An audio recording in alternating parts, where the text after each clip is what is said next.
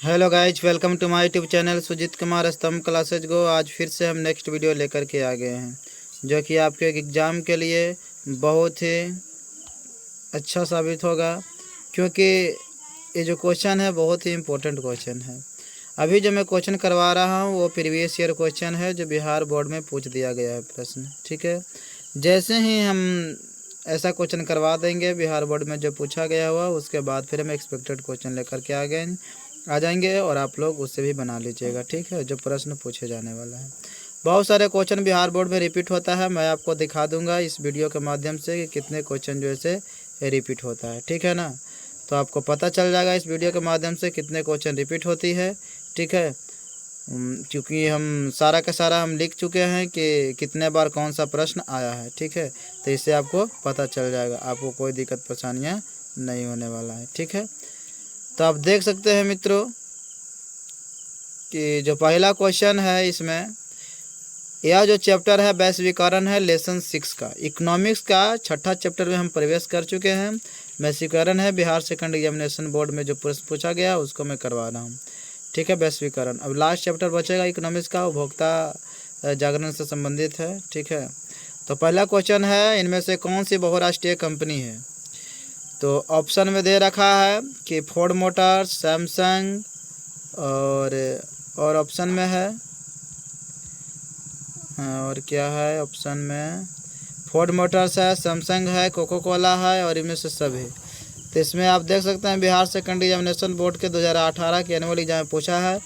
तो Ford Motors तो आपको ठहरा अमेरिका का। ठीक है, और कोको कोला कहाँ के हैं? अमेरिका के हैं। और सैमसंग जो है सो दक्षिणी कोरिया के हैं। तो डी ऑप्शन क्या हो जाएगा? सभी मतलब राइट। तो कहने का मतलब हुआ कि इनमें से कौन सी बहुराष्ट्रीय कंपनी है? तो ये तो सब के सब तो बहुराष्ट्रीय कंपनी, अपने देश का कोई भी कंपनी है ही नहीं। मतलब अपने देश का कोई कंपनी थोड़े इसमें नज़र आ रहा है भैया, सब के सब तो किसी दूसरे राष्ट्र का है। तो बहुराष्ट्रीय कंपनियां आखिर कहते किसको है? जो एक ही जगह से विभिन्न राष्ट्रों में उपस्थित, विभिन्न राष्ट्रों में स्थित जो कंपनियों का नियंत्रण और समन्वय एक ही राष्ट्र से, एक ही मुख्यालय से अगर हम लोग करते हैं नियंत्रण समन्वय, तो उसको कहा जाता है कि वह बहुराष्ट्रीय कंपनी है। वैसी संस्था, वैसी कंपनी जो एक ही मुख्यालय से बैठकर विभिन्न देशों में उपस्थित कंपनी पर जो नियंत्रण रखता है, उसको बोला जाता है बहुराष्ट्रीय कंपनी। तो आप देख सकते हैं कि तीनों की तीनों क्या है? बहुराष्ट्रीय कंपनी। मतलब क्या हो जाएगा यहाँ पे? डी ऑप्शन क्या हो जाएगा? राइट हो जाएगा। ठीक है ना, तो डी ऑप्शन क्या हो जाएगा? राइट हो जाएगा। ठीक है, अब हम लोग चलते हैं अगला प्रश्न की ओर।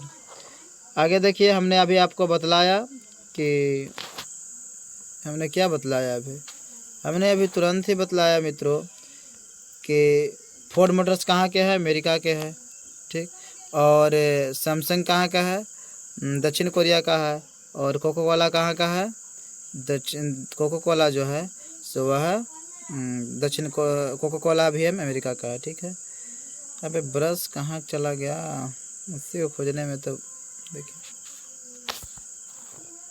कभी कभी ऐसा हो जाता है ना। चलिए, दूसरा क्वेश्चन है, संचार के सबसे लोकप्रिय साधन क्या है? तो संचार का लोकप्रिय साधन क्या है मित्रों? संचार का जो लोकप्रिय साधन है वह है, यहाँ देखिए क्वेश्चन, संचार का जो सबसे लोकप्रिय साधन है वह है, बिहार सेकंड एग्जामिनेशन बोर्ड के 2021 के एनुअल एग्जाम में पूछा है, 2019 के भी एनुअल में पूछा है। तो संचार का सबसे लोकप्रिय साधन जो है सो आजकल अब मोबाइल हो चुका है। ठीक है, आप देख सकते हैं कि अब क्या हो गया है? मोबाइल हो गया है। ये ब्रश जो है इधर कैसे प्रवेश कर चुका है? अरे लिखना इधर आजा भाई।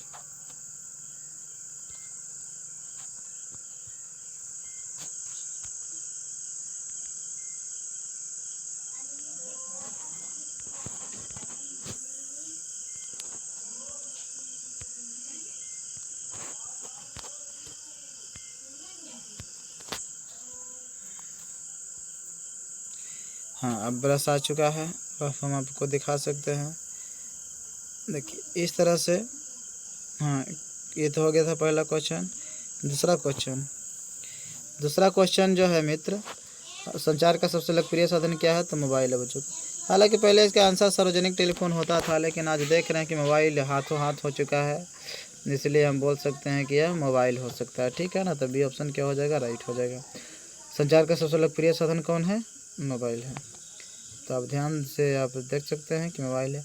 हालांकि ये क्वेश्चन जो है सो ज्योग्राफी में प्रश्न किया गया है, ठीक है। तो हम दूसरा क्वेश्चन तो हो गया, अब तीसरा क्वेश्चन की ओर हम लोग बढ़ते हैं। तीसरा क्वेश्चन जो है, वैश्वीकरण के मुख्य अंक कितने हैं। तो वैश्वीकरण के मुख्य अंक कितने हैं, क्वेश्चन जो है तो बिहार सेकेंडरी एग्जामिनेशन बोर्ड के 2020 के भी एनुअल एग्जाम पूछा है, और बिहार सेकेंडरी एग्जामिनेशन बोर्ड के 2011 के भी एनुअल एग्जाम पूछा है, बिहार सेकेंडरी एग्जामिनेशन बोर्ड के 2014 के भी एनुअल एग्जाम पूछा है, और बिहार सेकेंडरी एग्जामिनेशन बोर्ड के 2018 के भी एनुअल, मतलब कि 2011, 2014, 2018 और 2020 के एनुअल एग्जाम पूछा है। आप देख सकते हैं कि वैश्वीकरण के जो मुख्य अंग है यह 5 बार रिपीट किया गया है क्वेश्चन।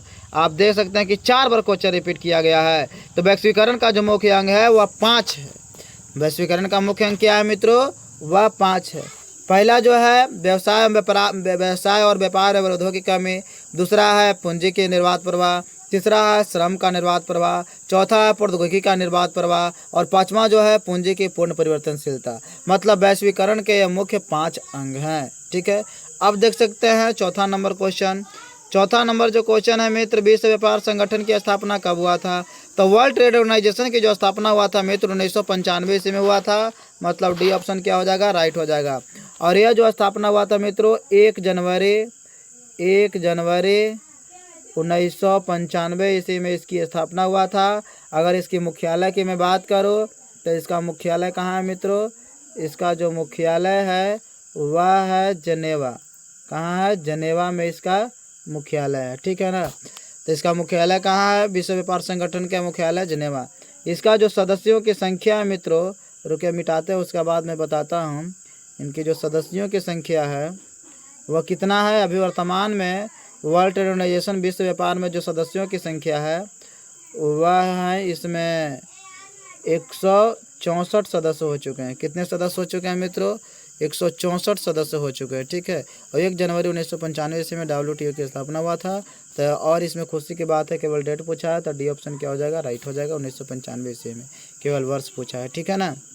तो यह भी जो क्वेश्चन पूछा है 2021 के एनुअल एग्जाम पूछा है। आप देख सकते हैं कि 2021 के एनुअल एग्जाम पूछा है, फिर 2020 के एनुअल एग्जाम पूछा है, 2019 के एनुअल एग्जाम पूछा है, फिर 2020 के एनुअल एग्जाम पूछा है, 2022 के एनुअल एग्जाम पूछा है, ठीक है ना। देखिए कितनी बार रिपीट, ये भी क्वेश्चन 4 बार रिपीट कर चुका है। तो अगर आप प्रीवियस ईयर क्वेश्चन भी कर लेते हैं तो अक्सर क्वेश्चन आपसे बन जाएगी, ठीक है ना। उसके बाद मैं एक्सपेक्टेड क्वेश्चन तो लेकर आऊँगा हूँ। अगर एक्सपेक्टेड क्वेश्चन मैं जिस दिन लेकर आ गया समझ जाइए कि इससे बाहर क्वेश्चन कभी जाना ही नहीं है, पॉसिबल ही नहीं है। बिहार बोर्ड के पास इतनी हिम्मत ही नहीं है कि इससे बाहर क्वेश्चन पूछ सकता है, ठीक है। आगे देखिए क्वेश्चन, जब हम एक्सपेक्टेड क्वेश्चन करवा देंगे मैं तब की बात कर रहा हूँ। देखिए 5वां नंबर क्वेश्चन देखिए आप, नई आर्थिक नीति में किसे सम्मिलित नहीं किया गया है। तो जो नई आर्थिक नीति में किसे सम्मिलित नहीं किया गया है मित्रों, तो आप देख सकते हैं कि वादारीकरण, निजीकरण, वैश्वीकरण को तो नई आर्थिक नीति में सम्मिलित किया गया है। क्योंकि हमारे देश में जो नई पॉलिसी जो अपनाई गई थी वो 1991 ईस्वी में अपनाई गई थी PV नरसिम्हा राव के प्रधानमंत्री के नेतृत्व में, ठीक है ना। और 1991 ईस्वी में यह नई आर्थिक नीति लागू किया गया था, जिसको हम बोलते हैं LPG, लिबरलाइजेशन, प्राइवेटलाइजेशन, ग्लोबलाइजेशन, ठीक है। निजीकरण और लिबरलाइजेशन मतलब उदारीकरण, प्राइवेटलाइजेशन मतलब कि निजीकरण, और ग्लोबलाइजेशन मतलब वैश्वीकरण। मतलब यह 3 तरह की लागू हो गई थी, ठीक है ना। उदारीकरण होता है कि जिसे जो कंपनी पर जो नियंत्रण अनावश्यक जो कर होती है उसको छुटकारा मिल जाती है, तो बहुत सारे कंपनी भी आना पसंद करेगी, क्योंकि बहुत सारे टैक्स भी कम जाता है ना। अनावश्यक जो कर है वह ख़त्म हो जाता है। और निजीकरण मतलब कि अपना आधिपत्य जमा करके आपको अपना निजी फैक्ट्री खोल सकता है कि नहीं। वैश्वीकरण का मतलब होता है विश्व बाजार का एक हो जाना, मतलब कि कोई भी देश कहीं भी बेच सकता है, ठीक है ना। तो वह हो सकता है वैश्वीकरण, ठीक है ना, विश्व बाजार का एक हो जाना, ठीक।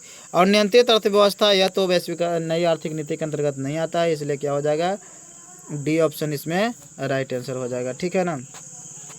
डी ऑप्शन क्या हो जाएगा, राइट आंसर हो जाएगा, डी ऑप्शन राइट हो जाएगा, ठीक है। अब हम लोग चलते हैं, क्योंकि नई आर्थिक नीति क्या है, LPG आप हमको बताएं कि क्या होता है। L से क्या होता है, लिबरलाइजेशन, यहाँ पे तो जगह नहीं है, लिबरलाइजेशन होता है।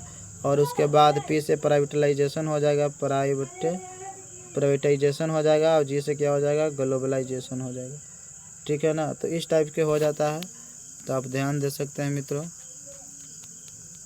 तो हम मिटा देते हैं। अब देखिए अगला जो क्वेश्चन है,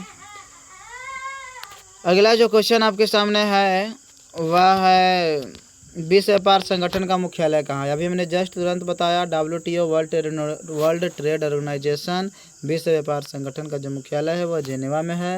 मतलब ये ऑप्शन क्या हो जाएगा, राइट हो जाएगा। ये ऑप्शन क्या हो जाएगा, राइट हो जाएगा। ठीक है ना, ये option will be right answer. विश्व व्यापार संगठन का मुख्यालय जेनेवा में है और इसका जो टोटल सदस्य है 164 है। अभी वर्तमान की मैं बात करूँ तो आपकी किताब में तो 159 सदस्य दे रखा होगा क्योंकि उस वक्त ठीक उतना। और बिहार सेकंड एग्जामिनेशन बोर्ड के 2020 में एनुअल एग्जाम में पूछा है क्वेश्चन। ठीक है, अब हम चलते हैं 7वां नंबर क्वेश्चन की ओर। ठीक है, अगला देखिए 7वां जो क्वेश्चन है मित्रों, नई आर्थिक नीति में किसे सम्मिलित किया गया है। तो जो नई आर्थिक नीति में सम्मिलित किया गया है मित्रों, उदारीकरण, निजीकरण और वैश्वीकरण को। ठीक है ना, उदारीकरण, निजीकरण और वैश्वीकरण को, इनमें से सभी। तो नई इकोनॉमिक पॉलिसी के तहत नई आर्थिक नीति में किससे सम्मिलित किया गया है, उदारीकरण, निजीकरण, वैश्वीकरण। मतलब इसमें क्या हो जाएगा, सभी उत्तर हो जाएगा। मतलब डी ऑप्शन राइट हो जाएगा। आप देख रहे हैं कि बिहार सेकंड एग्जामिनेशन बोर्ड के 2020 के एनुअल एग्जाम में पूछा है। ठीक है, तो अब हम चलते हैं अगला क्वेश्चन की ओर। अगला देखिए प्रश्न, अगला जो प्रश्न है मित्रों 8वां नंबर क्वेश्चन, वैश्वीकरण का क्या अर्थ होता है। तो वैश्वीकरण का जो अर्थ होता है बिहार सेकंड एग्जामिनेशन बोर्ड के 2021 के एनुअल एग्जाम में पूछा है। अब देख रहे हैं, तो वैश्वीकरण का अर्थ होता है विश्व अर्थव्यवस्था से संबंध में। ठीक है ना, विश्व बाजार का एक हो जाना मैं बोल ही रहा हूँ। ठीक है ना, तो क्या हो जाएगा यहाँ पे राइट आंसर जो हो जाएगा सी ऑप्शन क्या हो जाएगा, राइट हो जाएगा। अब हम लोग चलते हैं अगला प्रश्न की ओर। ठीक है, अगला प्रश्न जो है 9वां नंबर क्वेश्चन, वह निम्नलिखित में से कौन संचार सेवाओं का अंग है। तो संचार सेवाओं के लिए आप जानते हैं कि समाचार पत्र भी है, टेलीविज़न भी है, टेलीफोन है और टेलीविज़न भी है।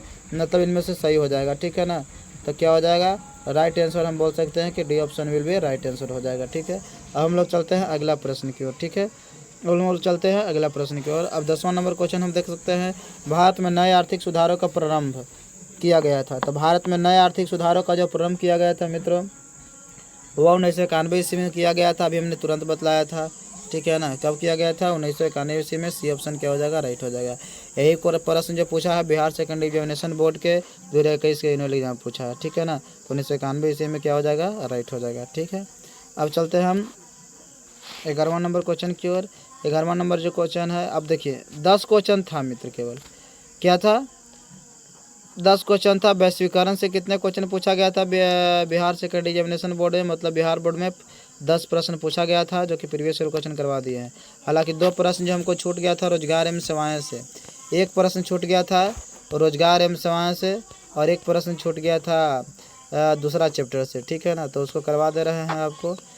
जवाहर रोजगार योजना लागू कब हुआ था। तो बिहार सेकंड एग्जामिनेशन बोर्ड के 2019 में पूछा गया है। 1989 ईस्वी में लागू हुआ था। कब हुआ था मित्रों, यह 1989 ईस्वी में लागू हुआ था।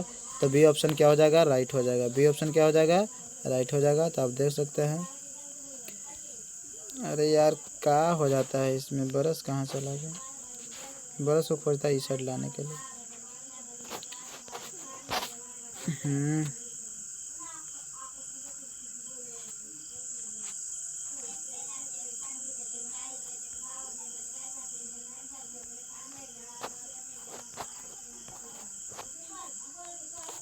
कहाँ चला गया बरस, यही सब ना मिस्टेक है। देखिए तब कि मैं बरस को क्या करता हूँ, इधर ले चला था, बड़ी परेशानी है। चलिए,